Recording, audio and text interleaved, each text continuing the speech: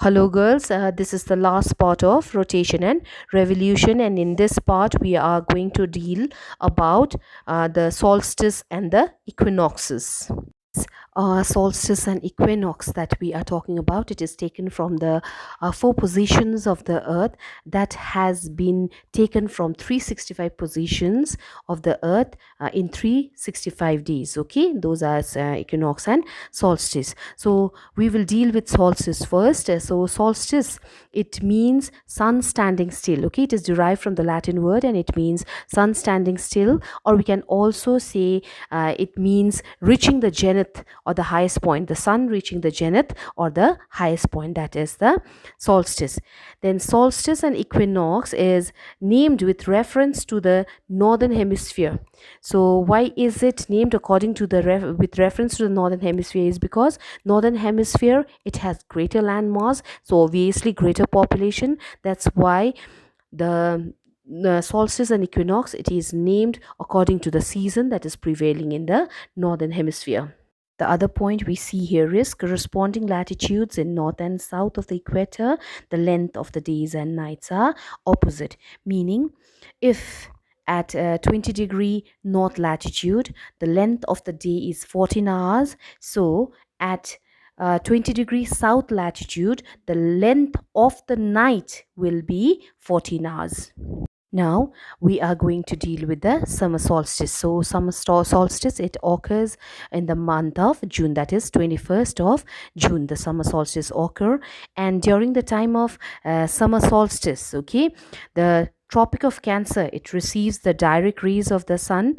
So the northern hemisphere, it is experiencing summer season, and the parallels of latitude that are there, the different parallels of latitude except for the equator, each and every parallels of latitude, it is unequally divided.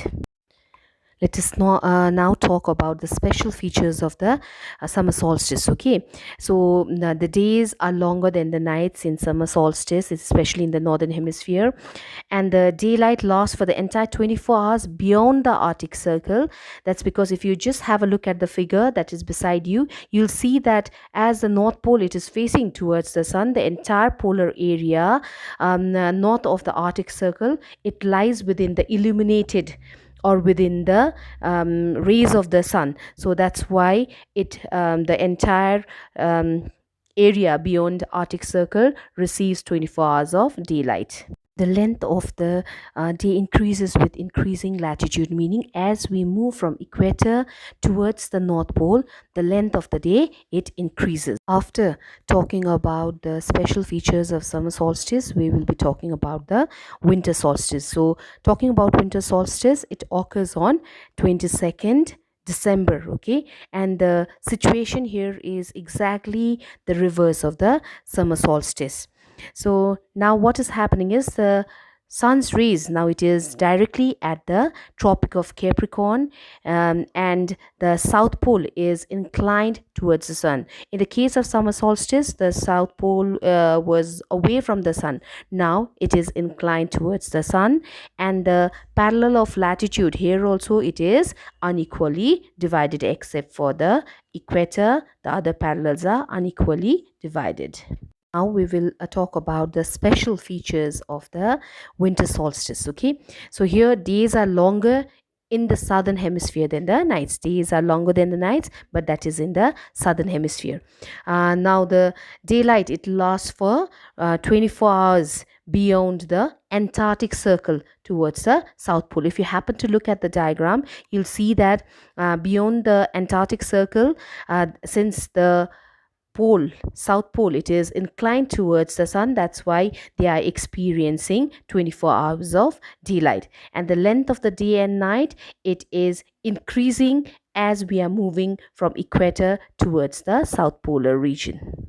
As we have already dealt with the solstice, now we will deal with the equinox. Okay, so equinox, it means equal night.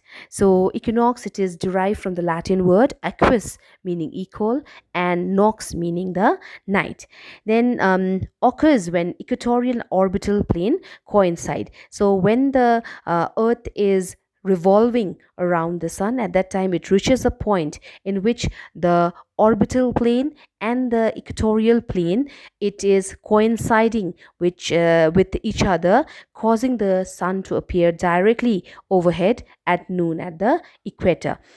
And the next point is sun is overhead at the equator. That's why the sun is overhead at the equator. Just talk about the special features of the equinox. Okay, daylight and darkness are equal, meaning during the equinox 12 hours of daylight is there and 12 hours of nighttime is there, because the circle of illumination, it is coinciding with the axis. That's why the daylight and night is equal. Then second point is neither pole is inclined towards the sun. Neither of the pole, it is inclined towards the sun, unlike the solstice. The third point is sun's rays are at the equator. That means the sun's rays, it is directly at the equator. All the places of the earth have equal day and night, because that's also because the poles are receiving the equal amount of sun's rays. And the 21st March is known as the spring equinox, because spring has been experienced in the northern hemisphere, and 23rd September is autumn equinox, because autumn is being experienced in northern hemisphere. So girls, we've completed the chapter. I'll be sending some work. Please do it. Okay, from Monday we'll be starting a new chapter. Thank you so much and take care of yourself.